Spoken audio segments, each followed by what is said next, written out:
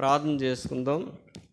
ప్రభు యొక్క శరీరంలో ఆయన రక్తంలో యోగ్యంగా పాలు పొందినట్లు ఆయన వాక్య ప్రత్యక్షతలోంచి మనల్ని మనమే సరి చేసుకుని కృతజ్ఞతాపూర్వకంగా పొందినట్లు ప్రార్థన చేసుకుందాం. దేవుని వాక్యం నిమిత్తమే.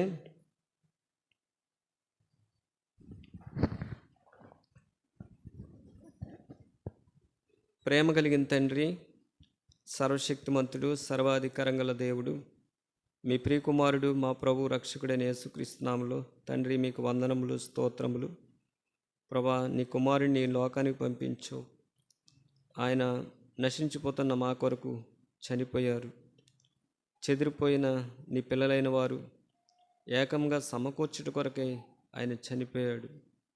నశించిపోతున్న మమ్మల్ని కూడా నేను మీ ఏక శరీరంలో ఐక్యపరిచావు. నీ శరీరంలో అవయవాలుగా చేసుకున్నావు. ఎంతో గొప్ప ధన్యత మీరు మాకు ఇచ్చారు. ఆ శరీరానికి మీరే శిరసై ఉన్నారు. ఆ శరీరానికి మీరే సంరక్షకుడు ఉన్నారు. ఆ శరీరానికి మీరే పోషకుడై ఉన్నారు. నా సంఘం నేను కడతానన్నావు. నీ సంఘం నువ్వు కట్టడానికి ప్రభా నీ కుమారుడిని ఈ లోకానికి పంపించావు. ఆయన లేఖనముల ప్రకారం మా పాపాల కొరకు మరణించారు, సమాధి చేయబడ్డారు. సమాధిలోంచి 3 దినాలు లేపబడి 40 దినాలు సజీవునిగా కనపరుచుకుని పరలోకానికి వెళ్ళారు. ప్రభా, మీరు రానోన్నారు. మీరు రాకడ కొరకే మేము కూడా అనుదినము కూడా నేను మీరు మాకు ఇస్తున్న కృపను బట్టి, సహవాసాన్ని బట్టి, నీ వాక్యాన్ని బట్టి, మీ సన్నిధిని బట్టి కృతజ్ఞతలు చెల్లిస్తున్నాను. ఈ సమయంలో ప్రభా నన్ను జ్ఞాపం చేసుకున్నట్టుకే దీన్ని చేయడన్నారు. ప్రభా, నీ శరీరము పరిశుద్ధమైంది, నీ రక్తము నిష్కళంకమైంది, ఏ దోషం లేదు. ప్రభా, మమ్మల్ని మేమే పరీక్షించుకొని నేను కృతజ్ఞతాపూర్వకంగా తీసుకోవడానికి నీ వాక్య ప్రత్యక్షతల నుంచి మమ్మల్ని దర్శించు, సహాయించండి. ప్రభు, బలహీనైన నన్ను జ్ఞాపం చేసుకోండి. కొరింథీయులకు రాసిన 2వ పత్రిక 13వ అధ్యాయం 8వ వచనం ప్రకారం నీ సత్యము నిమిత్తమే ప్రభా, ఫిలిప్పీలకు రాసిన పత్రిక 4వ అధ్యాయం 13వ వచనం నన్ను బలపరచమని, నీ ఘననామానికి మహిమ కలిగినట్లు సహాయం చేయమని ప్రార్థన చేస్తూ నేను మరొకసారి యోహాను సువార్త 14వ అధ్యాయం 26వ వచనం, యోహాను సువార్త 15వ అధ్యాయం 26వ వచనం, యోహాను సువార్త నేను 16వ అధ్యాయం 13వ వచనం మీరు చెప్పిన మాట ప్రకారం ఈ పరిచర్లో జరిగించమని మాకు ఇచ్చిన ఈ సమయాన్ని బట్టి మరొకసారి మిమ్మల్ని స్తుతిస్తూ ప్రభా, ఎంతమంది అయితే మిమ్మల్ని ఆరాధించారో వారందరిని బట్టి కూడా మీకు వందనాలు చెల్లించుకుంటూ ఇంకా రానున్న దినాల్లో ప్రభా అనేక మందిని ఆత్మతో సత్యంతో ఆరాధించట కొరకు మీరు సిద్ధపరచమని ప్రభా యేసుక్రీస్తు నామములో కృతజ్ఞతలు చెల్లిస్తూ ప్రార్థించి సహాయం కొరకు వేడుకుంటున్నాను తండ్రి, ఆమేన్. దయచేసి చాలామంది ఆరాధన చేసేటప్పుడు మా సంఘం నా సంఘం అంటున్నారు. అలా అనకూడదు. ఇది దేవుని సంఘం. నాది అన్నామంటే మంద కాదు. అది అపోస్తల కార్యాల్లో కూడా అంటారు దేవుని సంఘం. ఎవరి సంఘం అండి? మీ సంఘం కాదు, నా సంఘం కాదు, ఆయన సంఘం. ఆయన కట్టాడు. అది చాలామంది ప్రార్థనలో ఆరాధనలో మా సంఘాన్ని మా సంఘం అంటారు. మా సంఘం కాదు, అది దేవుని సంఘం. దేవుని సంఘంలో మనం ఒక అవయవం అంతే. సంఘం అయింది, సంఘానికి శిరస్సు అయిన, సంఘానికి సంరక్షకుడు అయిన. సంఘం అంటే ఈ గుడారం కాదు. సంఘం అంటే నీవు నేనే, విమోచింపబడిన ఆయన ప్రజలే సంఘం. చూడండి, యెహోషువ గ్రంథం మన మోటో గార్డులో ప్రింట్ చేయబడిన భాగాలు మనం చదువుదాం. నాదే అని అనకండి, దేవునికి వెళ్ళాలి మహిమ. యెహోషువ గ్రంథం 1వ అధ్యాయం 9వ వచనం.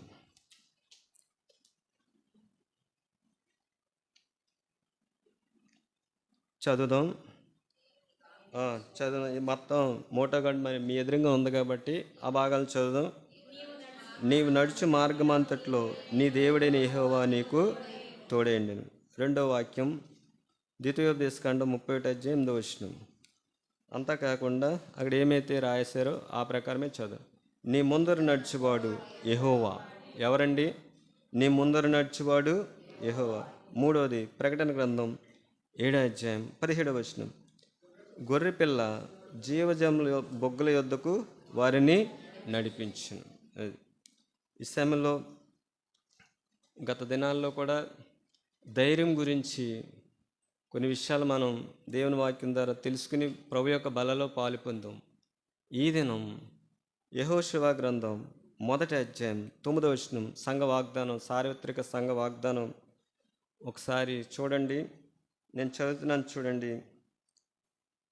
ఆ 1వ అధ్యాయం బైబిల్లో ఆ 1వ అధ్యాయం దగ్గర పెట్టుకోండి, చదువుకుందాం. యెహోషువ గ్రంథం 1వ అధ్యాయము ఇక్కడ రాయబడిన 9 వచనాలు కూడా మనం చదువుదాం. 1వ వచనం నుంచి. యెహోవా సేవకుడైన మోషే మృతునందిన తర్వాత యెహోవా నూను కుమారుడును మోషే పరిచారకునైన యెహోషువకి ఇలాగా సెలవిచ్చును, నా సేవకుడైన మోషే మృతునందును కాబట్టి నువ్వు లేచి నీవును ఈ జనులందరూ ఈ యోర్దాను నది దాటి నేను ఇశ్రాయేలుకి ఇచ్చిన దేశమునకు వెళ్ళుడి. నేను మోషేకు చెప్పినట్లు మీరు అడుగుపెట్టు ప్రతి స్థలమును మీకు ఇచ్చుచున్నాను. అరణ్యమును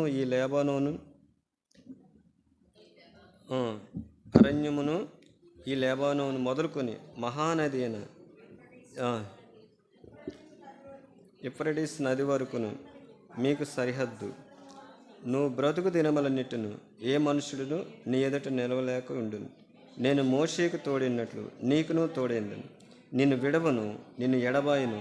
నిబ్బరము కలిగి ధైర్యంగా ఉండుము. వారికి ఇచ్చేదనని నేను వారి పితరులతో ప్రమాణం చేసిన ఈ దేశమును నిశ్చయంగా నీవి ప్రజల స్వాధీనము చేసేది. అయితే చాలండి, ఇక్కడ చూడండి, ఇక్కడ ఆగాలి. మనం ఏం చేయాలి? ఇక్కడ ఇవన్నీ జరుగుతాయి.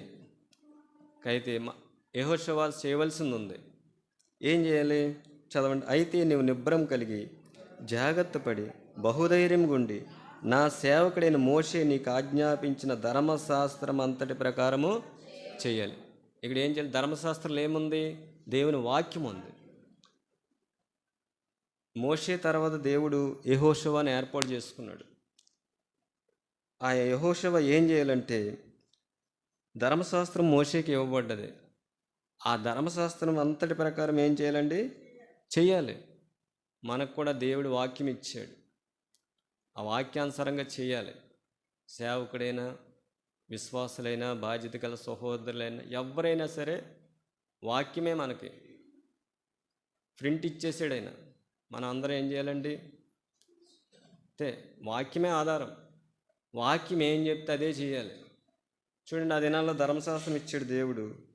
చెప్తున్నాడు ప్రభు చెయ్యాలన్నాడు. రెండోది చదవండి. నీవు నడుచు ప్రతి మార్గం చక్కగా ప్రవర్తించినట్లు నువ్వు దాని నుండి కుడికి కానీ ఎడమకి కానీ తొలగకూడదు. చెయ్యాలి, తొలగకూడదు. ఇంకా తొలగకూడదు. ఈ ధర్మశాస్త్ర గ్రంథం నువ్వు బోధింపక మూడోది బోధించాలి. తప్పిపోకూడదు. చెయ్యాలి, తొలగకూడదు, బోధించాలి. దానిలో రాయబడిన వాటన్నిటి ప్రకారం చేయుటకు నువ్వు జాగ్రత్త పడినట్లు దివారాత్రం దాన్ని ధ్యానించాలి. చెప్పడమే కాదు, చెప్పడము అండి, బోధించడం, తొలగడమే కాదు, కానీ ఏం చేయాలి? ధ్యానించాలి. వాక్యాన్ని ధ్యానించాలి. ఒక మాట ఉంటుంది చూడండి, నీ మార్గం వర్ధిల్లు చేసుకుని చక్కగా ప్రవర్తిస్తావు. ఇవన్నీ చేస్తే నువ్వు చక్కగా ప్రవర్తిస్తావు. అప్పుడు దేవుడు చూడండి వాగ్దానం ఇచ్చాడు. నేను నీకు ఆజ్ఞ ఇచ్చున్నాను కదా, నిబ్బరం కలిగి ధైర్యంగా ఉండుము, దిగులు పడకము, జడియకము. నీవు నడుచు మార్గమంతట్లో నీ దేవుడని యెహోవా నీకు అప్పుడు తోడుకుంటాడు. ఆయనకి వాక్యానుసారంగా చేయకుండా, మనం ఏమీ చేయకుండా దేవుడు వాగ్దానం తీసుకున్నా కానీ నెరవేరదు. అర్థమైందండి? ఆయన ఏదైతే చెప్పాడో, ఆయన మీతో చెప్పున్నది చేయుడి. చేస్తే అక్కడ ప్రభు ఒక మాట రాయించారు చూడండి, 5వ వచనం. నువ్వు బ్రతుకు దినములన్నట్టు ఏ మనుషుడు నీ ఎదుట నిలవడంటండి. ఏ మనుషుడు నిలవడు. యెహోషువ ఎంత ఆధిక్యత కలిగిన వాడంటే సూర్యచంద్రులను ఏం చేశాడు? ప్రార్థన ద్వారా ఆపేసాడు. అంత విశ్వాసం ఉంది ఆయనకి. ఒక మాట ఉంటుంది చూడండి, ప్రభు చెప్పారు, నేను మోషేకు తోడైనట్లు నీకును తోడే, నిన్ను విడవను, నిన్ను ఎడబాయను, నిబ్బరం కలిగి ధైర్యంగా ఉండుము. ఇంకో మాట ఉంటుంది చూడండి, పైన ఒక మాట ఉంది, 2వ వచనం. కాబట్టి నువ్వు లేచి నీవును ఈ జనులను యోర్దాను నది దాటి నేను ఇశ్రాయేలుకి ఇచ్చిన దేశమునకు వెళ్ళుడి. 3వ వచనం. నేను మోషేతో చెప్పినట్లు మీరు అడుగుపెట్టి ప్రతి స్థలము ఇచ్చేస్తానన్నాడు ఆయన. ఆయన చెప్పింది మనం చేస్తే నువ్వు నడుచు మార్గం అంతట్లో నీ దేవుడైన యెహోవా నీకు తోడుగా ఉంటాడు. అప్పుడు ఏ మనుషుడు నీ ఎదుట నిలవలేడు. మీకు స్థలం ఇస్తానన్నాడు. మీరు ఏదైతే అడుగు పెడతారో ఆ స్థలం ఇస్తానన్నాడు. ఇదంతా నెరవేరాలంటే ఆయన చెప్పింది ఏం చేయాలండి? చెయ్యాలి యెహోషువ. చేయకపోతే నెరవేరదు. చూడండి, దేవుడు తోడై ఉండాలంటే ఈ సమయంలో చూడండి కొన్ని విషయాలు తెలుసుకుందాం. బలలో పాలు పొందుతున్న మనము ఆయన తోడై ఉండాలంటే మనలో ఏముంది అది తీసేసుకోవాలి. ఈ నూతన సంవత్సరంలో నాకు దేవుడు తోడుగా ఉండాలి. చూడండి, చాలామంది భార్యలు ఆశిస్తుంటారు భర్త తోడుగా ఉండాలనుకుంటారు. బ్రతికినంతకాలం భర్తే ఉండాలనుకుంటారు. ఎందుకంటే విధవరాలకి విలువ ఉండదు. నాకు ఎప్పుడు కూడా భర్త తోడుగా ఉండాలంట. తల్లిదండ్రులు కూడా ఒకసారి వృద్ధాపులు అనుకుంటారు, నా పిల్లల దగ్గర ఉంటే బాగుండు అనుకుంటారు. కొంతమంది పిల్లలు కూడా చూడండి తల్లిదండ్రుల దగ్గర ఉండాలని ఆశిస్తారు. ఏదో ఒక తోడు ఉండాలి. కానీ మనకు దేవుడు తోడుగుంటే చూడండి, ఒక మాట చదువుకుందాం. ఆయన ఎవరికి తోడుగుంటాడు? చూడండి ఒక మాట, ఆయన తోడుగా ఉండకపోవడానికి కారణం ఏంటో కొన్ని విషయాలు తెలుసుకుందాం. మొట్టమొదటగా చూడండి, సంఖ్యాకాండం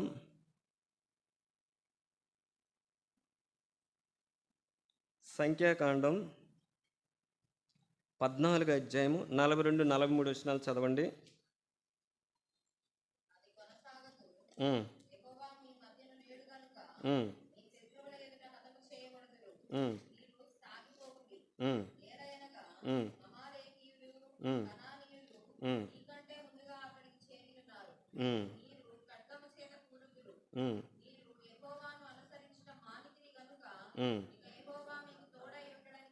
చాలండి, చూసారండి వాళ్ళు ఏం చేశారు?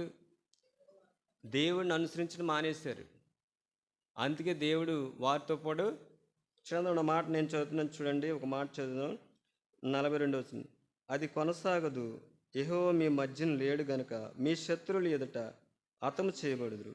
మీరు సాగిపోకుడి, ఏలయనగా అమాలీకులు కనానీయులు మీకంటే ముందుగా అక్కడికి చేరి ఉన్నారు. మీరు ఖడ్గము చేత కూలుదురు. మీరు యెహోవాను అనుసరించుట మానితిరి గనుక ఇక యెహోవా మీకు తోడై ఉండడని చెప్పి. చూసారండి, దేవుడు లేడు అక్కడ. ఎందుకు లేడు చెప్పండి? వాళ్ళు దేవుణ్ణి అనుసరించుట మానేసి. డిసెంబర్లో కూడా అంతే. క్రిస్మస్ జరుగుతుంది కానీ అక్కడ కొన్ని స్థలాల్లో ప్రభు ఉండడు. పండగ అంతే. ఈ పండగల గురించి ఒక మాట ఉంటుంది చూడండి. ఆమోస్ గ్రంథంలో ఒక మాట ఉంటుంది చూడండి. ఇది పండగ కాదు, పునరుద్ధానం. పండగ అంటే రోజులకే పరిమితి. చూడండి, ఆమోస్ గ్రంథంలో ఒక మాట ఉంటుంది.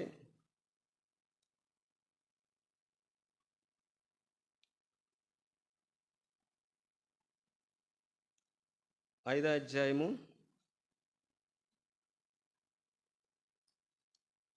21వ వచనం చదవండి.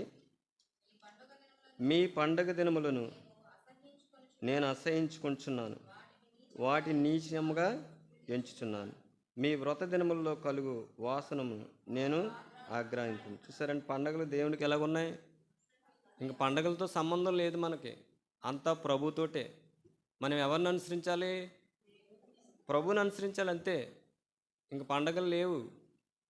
పండగలు దేవునికి ఎలాగున్నాయంటండి? అసే. అందుకే నిర్గమాకాండంలో కూడా వాళ్ళు పండగ చేసుకున్నారు. చూడండి ఆ మాట, 32వ అధ్యాయము. పండగలు ఏంటంటే కొద్ది దినములకే పరిమితి, కానీ ప్రభువు నిత్యం ఉంటాడు. నిన్ను విడవను ఎడవ ఆయన ప్రతిరోజు ఉంటాడు. చదవండి, నిర్గమాకాండం 32వ అధ్యాయము. ఒక మాట ఉంటుంది చూడండి. 32వ అధ్యాయము చదవండి. ఇక్కడ ఒక మాట ఉంది, చదవండి. 5వ వచనం చదవండి.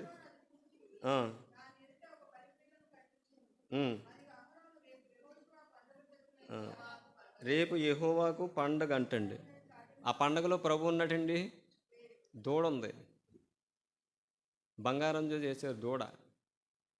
వాళ్ళు అనుసరించడం మానేశారు. ఇంకా ఐగుప్తులో సూచక్రియలు, మహత్కార్యాలు, గొప్ప కార్యాలు చేసిన దేవుని మర్చిపోయి వాళ్ళు ఏం చేశారండి?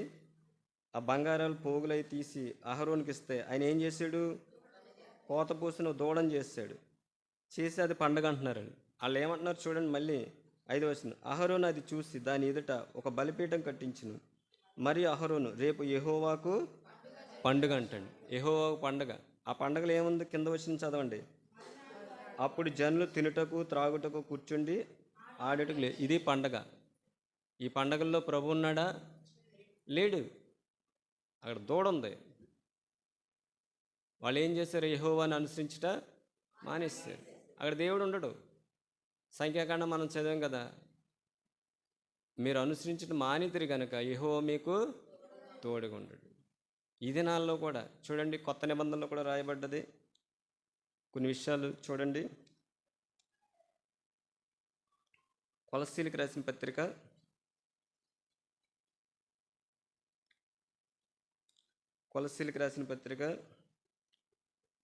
2వ అధ్యాయము 8వ వచనం చదవండి.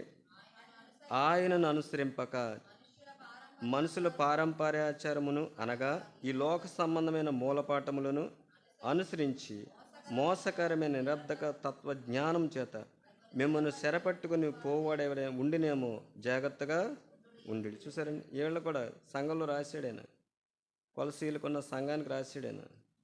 ఆయనను అనుసరింపక ఏం చేస్తున్నారండి?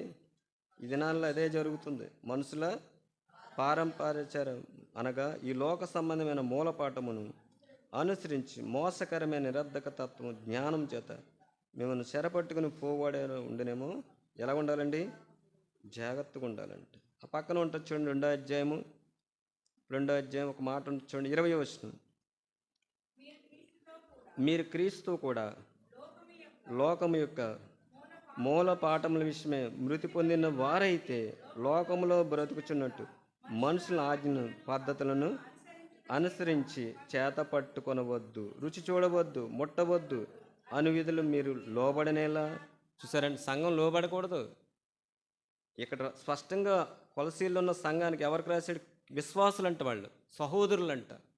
చూడండి, 1వ అధ్యాయం కొలసీలో ఉన్న పరిశుద్ధులకు అనగా క్రీస్తునందు విశ్వాసులైన సహోదరులకు, సహోదరులు మనకు కూడా. చూసారండి, వాళ్ళు ఏం చేస్తున్నారు? ఆయనను అనుసరింపక మనుషుల పారంపర్యాచారం లోక సంబంధమైన మూలపాఠాలు అనుసరించి మోసకరమైన నిరర్ధక తత్వ జ్ఞానం చేత మిమ్మల్ని చెరపట్టుకుని పోవాడని ఉండినేమో ఎలా ఉండాలండి? జాగ్రత్తగా ఉండాలి, జాగ్రత్త పడి ఉండాలి. వాళ్ళు కూడా అక్కడ చూడండి, 20వ వచనం. మీరు క్రీస్తు కూడా లోకం యొక్క మూలపాఠముల విషయమై మృతి పొందిన వారైతే. నిజమే కదా, చనిపోయిన వ్యక్తికి లోకంతో సంబంధం ఉండదు. ఒకప్పుడు లోకంతో సంబంధం ఉంది, కానీ ప్రభులోకి వచ్చాక ఎవరితో సంబంధం అండి? దేవునితో సంబంధం, దేవుని వాక్యంతో సంబంధం. అక్కడ చూడండి, ఆ మాట ఎంత స్పష్టంగా ఉందంటే, లోకంలో బ్రతుకుతున్నట్టు మనుషుల ఆజ్ఞలను పద్ధతులను అనుసరించి చేత పట్టుకొనవద్దు, రుచి చూడవద్దు, ముట్టవద్దు అను విధులకు మీరు లోబడనేలా. అది లోబడతమేలా? మనకు దేవుని వాక్యం ఏం చెప్తే చేయాలి, అంతే. వాక్యమే మనకు ఆధారం. ఆ వాక్యానికి విరోధంగా నువ్వు ఏది చేసినా కానీ ఆయన అనుసరించల్లా. లోకం యొక్క మనుషుల యొక్క పద్ధతులు ఇయే. చాలామంది దినాలకి దినాలు, సీమంతాలు, రకరకాల పద్ధతులు. వాళ్ళు ఏం చేస్తే మనం వాళ్ళు చేయాలి. ఏది వెలిగింపబడిన జీవితం, నూతనమైన జీవితం ఏది? సంవత్సరాలు సంఖ్య మారిపోతుంది, కానీ మనం మారకపోతే ఒకసారి ఆలోచించండి. ఒకప్పుడు లోకంలో ఉన్న లోక పద్ధతులు అనుసరించు, అది మనం అనుసరించకూడదు. చూడండి, ఎఫెసీయులకు రాసిన పత్రికలో ఒక మాట ఉంటుంది. ఎఫెసీయులకు రాసిన పత్రిక 4వ అధ్యాయము 4:17 చదవండి. 4వ అధ్యాయం 17. కాబట్టి అన్యజనులు నడుచుకున్నట్లు మీరిక మీదట నడుచుకున్నది ప్రభునందు సాక్ష్యం ఇస్తున్నాను. వారైతే అంధకారమైన మనసు గలవారే, తమ హృదయము కాఠిన్యం వల్ల తమలోనున్న అజ్ఞానం చేత దేవుని వలన కలుగు జీవములో వేరుపరచబడి తమ మనసును కలిగిన వ్యర్థతను అనుసరించి నడుచు. వ్యర్థమైనది అనుసరిస్తున్నారు. వాళ్ళు ఎవరంటే అన్యజనులు. నిన్న ఆ అన్యజనులు ఒకప్పుడే ఎటువంటి వారంటే ఎఫెసీయులకు రాసిన పత్రిక, వారు దేవుని లేని వారు ఉన్నది. అదే మూలపాఠాలు. చూడండి ఎంత చక్కగా రాయబడ్డది ఆ మాట. కాబట్టి అన్యజనులు నడుచుకున్నట్లు మీరిక మీదట నడుచుకోవాలన్నది ప్రభునందు సాక్ష్యం. వారైతే ఎవరు? అన్యజనులు. అంధకార అంధకారమైన మనసు గలవారే, తమ హృదయము కాఠిన్యం వలన తమలోనున్న అజ్ఞానం చేత దేవుని వలన కలుగు జీవము నుండి వేరుపరచబడిన వారే తమ మనసును కలిగిన వ్యర్థతను అనుసరించి నడుచుకున్నారు. అది వాళ్ళు కూడా ఏం చేశారండి? బంగారంతో పోతుదోణం చేసుకున్నారు.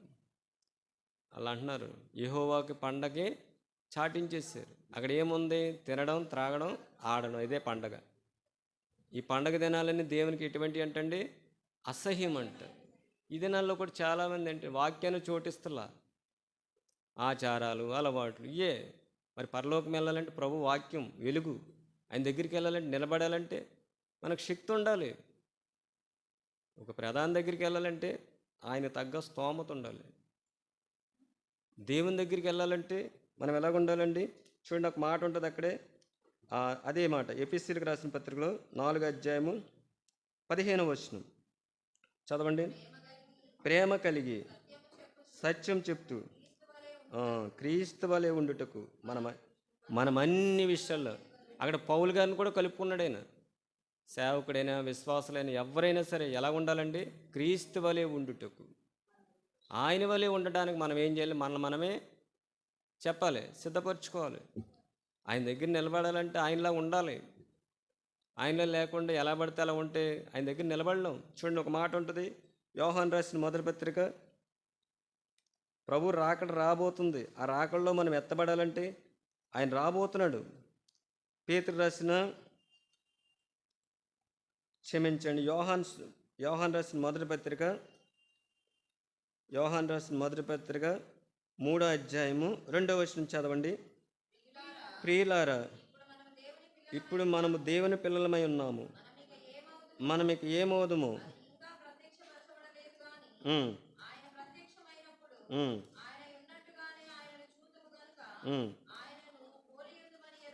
చాలండి. ఆయన ఉన్నట్టుగానే ఉండాలంటే ఈ లోకంలో ఉన్న ఆచారాలు, ఈ పద్ధతులు ఎన్ని ఏం చేయాలండి? అనుసరించకూడదు. ఎవరిని అనుసరించాలి? ప్రభువుని అనుసరించాలి. అందుకే కదా మనం పిలుచుకున్నాడు, అందుకే కదా రక్షించాడు, అందుకే కదా ఆయన తాను శిలువపై మరణించాడు, చనిపోయాడు మన కొరకు. నశించిపోతున్న మనం అందరం ఎక్కడికి వెళ్ళాలంటే అగ్నికి, ఆ గుండానికి వెళ్ళాలి, అగ్నికి వెళ్ళాలి. నశించిపోతున్న మనల్ని ప్రభు ఏం చేశాడండి? సంఘంలో చేర్చుకున్నాడు, అవయవాలుగా చేసుకున్నాడు. ఈ శ్రమలో చూడండి, అక్కడ మాట ఉంది, ఆయన ఉన్నట్టుగానే ఆయన్ను చూద్దాం. ఆయన చూడాలంటే ఆయన ఉన్నట్టుగానే ఉండాలి. ఆయన ఏమై ఉన్నాడు? దేవుడు వెలుగై ఉన్నాడు. దేవుడు పరిశుద్ధుడు, దేవుడు వెలుగు, దేవుడు పరిశుద్ధుడు, దేవుడు యథార్థవంతుడు, దేవుడు నమ్మదగినవాడు, దేవుడు నీతిపరుడు. అటువంటి దేవుడిని మనం కలిగి ఉన్నప్పుడు మనం ఎవరిని అనుసరించాలండి? ప్రభువుని అనుసరించాలి. ఇస్లాంలో వాళ్ళు ఏం చేశారండి? చదవండి, ఇందాక చదివిన భాగం యెహోషువ గ్రంథంలో మనం చదివాం కదా, చదవండి. సంఖ్యాకాండం 14:42-43 ఇందాక చదవగా.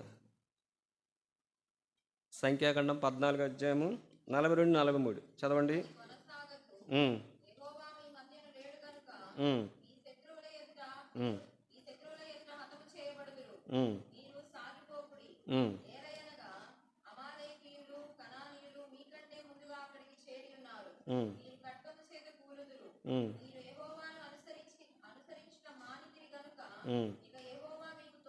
అదే ఆయన అనుసరిస్తే మానేస్తే ఆయన తోడుగా ఉండడు.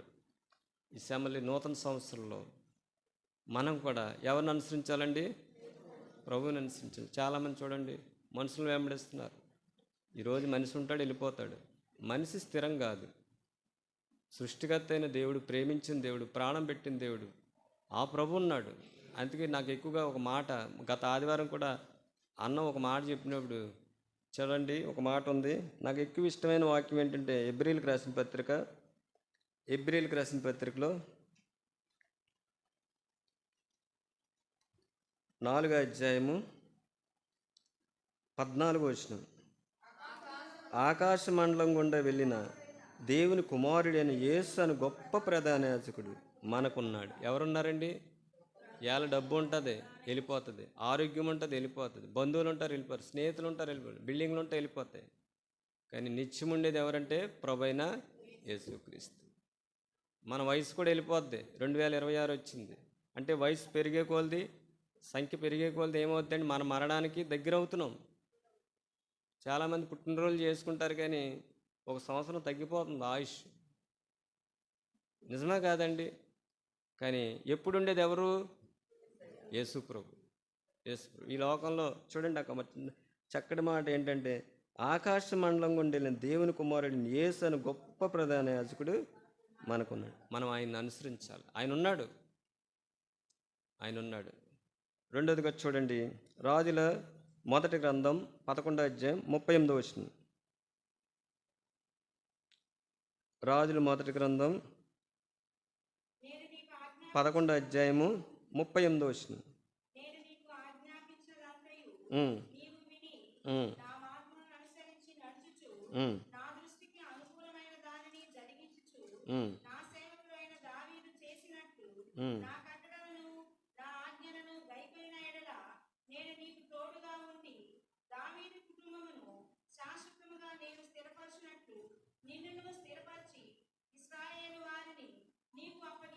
చాలండి. చూసారండి, దేవుడు తోడుగా ఉండాలంటే ఏం చేయాలంటే చూడండి, అక్కడ ఒక మాట ఉంది 38. నేను నీకు ఆజ్ఞాపించినదంతయు నువ్వు వినాలి.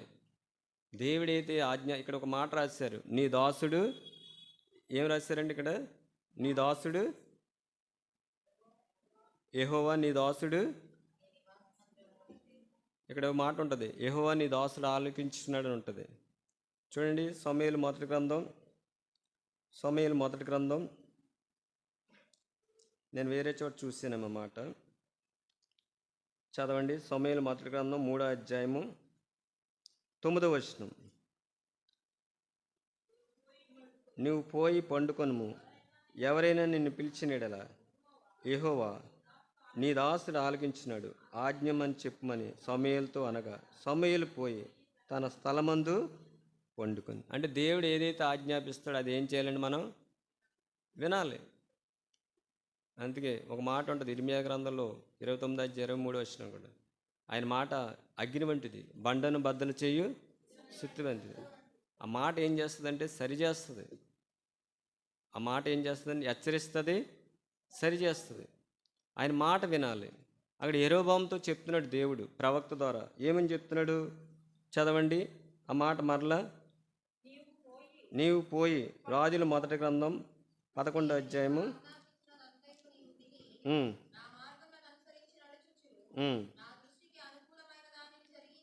ఏం చేయాలండి? దేవునికి అనుకూలమైనది చేయాలి. నేను నీకు ఆజ్ఞాపించిందంత నువ్వు విని నా మార్గంలో అనుసరించి నడుచు, నా దృష్టికి అనుకూలమైన దాన్ని జరిగించు, నా సేవకుడైన దావీదు చేసినట్లు నా కట్టడను నా ఆజ్ఞ గైకొనెడలా నేను నీకు తోడుగుంటా. అప్పుడు తోడుగుంటాడు అంటండి చూసారండి, వినాలి, ఆయన మార్గాన్ని అనుసరించి నడుచుకోవాలి, ఆయన దృష్టికి అనుకూలమైన జరిగించాలి. అప్పుడు ఆయన ఏం చేస్తాడో చెప్పండి, దేవుడు తోడుగుంటాడు. అది దేవుడు తోడుగా ఉండాలంటే ఆయన మాట వినాలి, ఆయన మీతో చెప్పినది చేయాలి. గత దినాల్లో కూడా జ్ఞాపకం చేసుకున్నాం, ఆయన మాట వింటే దీవింపబడతామని, ఆయన మాట వినకపోతే శపింపబడతామని. ద్వితీయోపదేశకాండం 28వ అధ్యాయం. ఆయన దీవెనల కంటే శాపాలు ఎక్కువ ఉన్నాయి. యెరోబామును కూడా దేవుడు ఏం చేస్తే ఒక రాజుగా చేశాడు. ఎన్ని గోత్రాలండి? 10 గోత్రాలు ఇచ్చాడు. 10 గోత్రాలు. అక్కడ విభజన వచ్చేసింది. యోధా గోత్రమేమో దావీదుకి. చూడండి, ఆ మాట ఉంటుంది పైన, చదువుదాం చూడండి, 32వ వచనం. యెహోవా సెలవిచ్చింది, చదవండి 30వ వచనం కానీ చదవండి. అంతటా